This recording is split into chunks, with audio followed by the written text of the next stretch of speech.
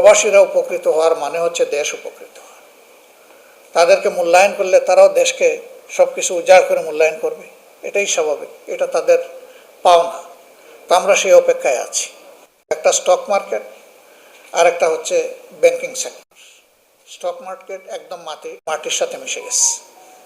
এই দেশে এখন স্টক মার্কেট নিয়ে কেউ কোনো কথাই বলে না। আর ব্যাংকের যা হাড্ডি ছিল এইটাও এখন গুঁড়া হওয়ার উপক্রম। এ নিয়ে আমরা সংসদের ভিতরে জনগণের পক্ষে কথা বলেছি। আমরা আরও নোটিশ দিয়েছিলাম। থার্ড একটা নোটিশ কী ছিল জানো? হ্যাঁ, প্রবাসীদের সমস্যাগুলো নিয়ে। সেখানে আলহামদুলিল্লাহ সরকারি দল বিরোধী দল সবাই খুব গঠনমূলক আলোচনা করেছে।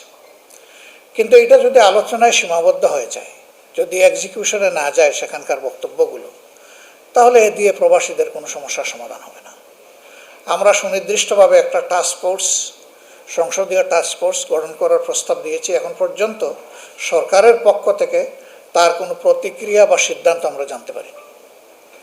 আমরা মনে করি যে এই ফর্মের একটা বডি যদি গঠন করা হয়, তাহলে প্রবাসীরা উপকৃত হওয়ার মানে হচ্ছে দেশ উপকৃত হওয়া।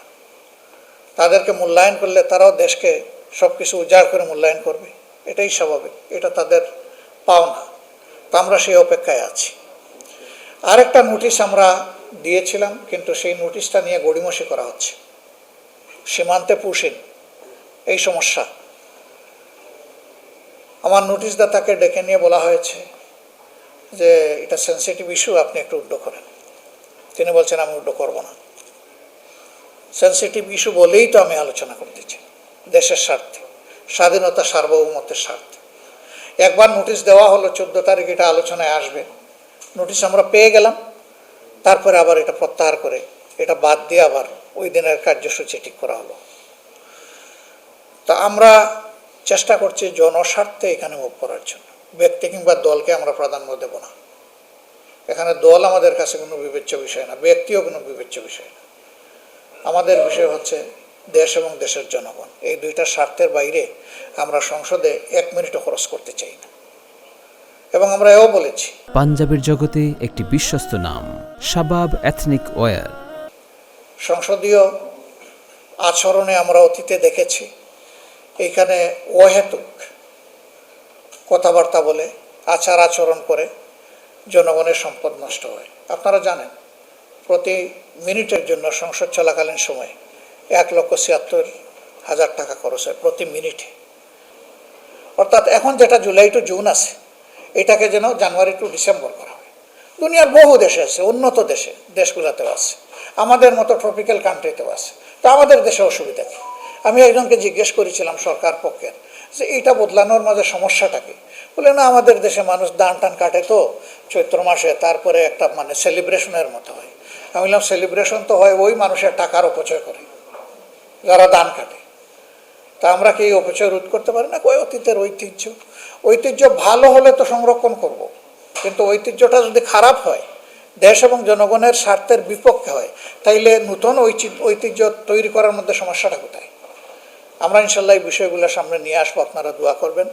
আর আপনাদের অবজারভেশনের জায়গা থেকে যে সমস্যাগুলা, বিরোধী দলের সাথে যে গ্যাপ আপনারা বলেছেন, ইনশাল্লাহ আমরা দ্রুতই এগুলা সমাধানের চেষ্টা করব। আপনারা দোয়া করবেন, আপনাদের সাথে আমাদের সেতুবন্ধন থাকবে।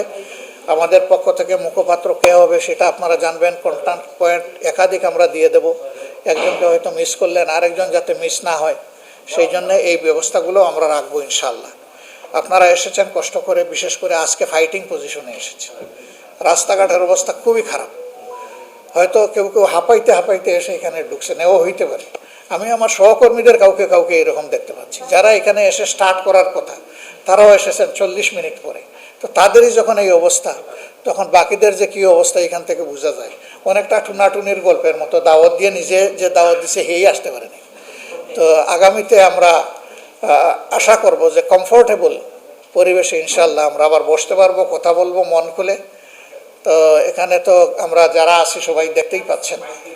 আমরা মনে করেন যে আপনারা এখন বিরোধী দল, এখানে যারা বসছেন আপনারাই বিরোধী দল, আর আমরা সরকারি দল। বিরোধী দলের কাজ হলো সরকারের ভুল ত্রুটি চিহ্নিত করে চেপে ধরা।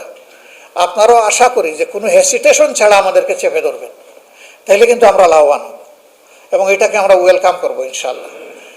যারা কথা বলেছেন তারা মাশাআল্লাহ ভালোই চেপে ধরেছেন, এই জন্য আপনাদেরকে অনেক ধন্যবাদ এবং আমরা আগামীতে সেটাই আশা করব আপনাদের কাছ থেকে।